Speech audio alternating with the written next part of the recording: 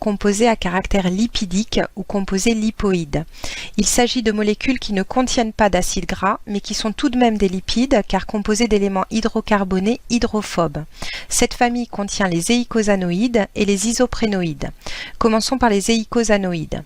Ces molécules sont principalement dérivées d'un acide gras, l'acide arachidonique ou acide tout 6, 5, 8, 11, 14 éicosatétraénoïque, qui est un acide gras polyinsaturé à 20 carbones portant 4 insaturations en position 5, 8, 11 et 14 par rapport au carbone delta selon la numérotation ici en rouge.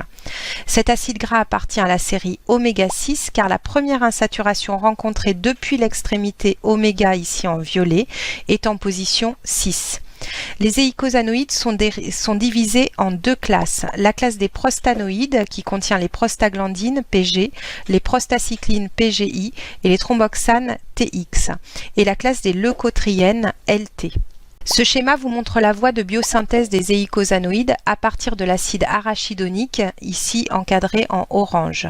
Ce schéma prend quelques exemples et n'est pas exhaustif car il existe bien plus d'éicosanoïdes qu'indiqué ici. Sous l'action de la phospholipase A2, les phospholipides membranaires libèrent l'acide arachidonique.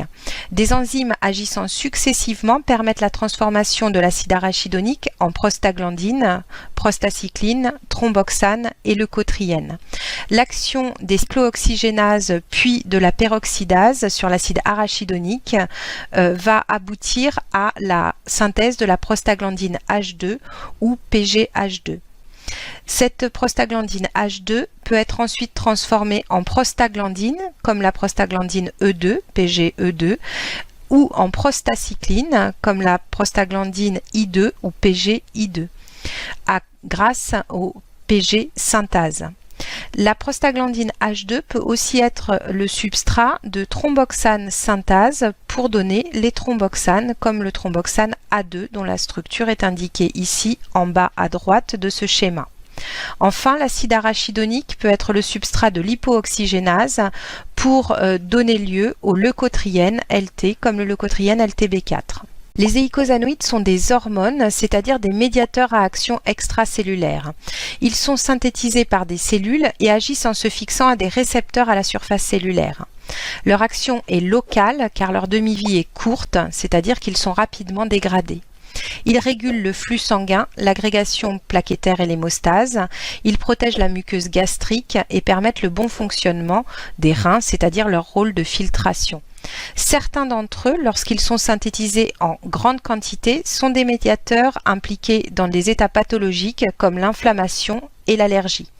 Certains médicaments anti-inflammatoires ciblent des enzymes de synthèse des éicosanoïdes. C'est le cas de l'aspirine qui inhibe les cyclooxygénases. Ces médicaments ont des effets secondaires dus au rôle des éicosanoïdes dont ils empêchent la synthèse. Ils peuvent notamment empêcher l'hémostase et fragiliser la muqueuse gastrique.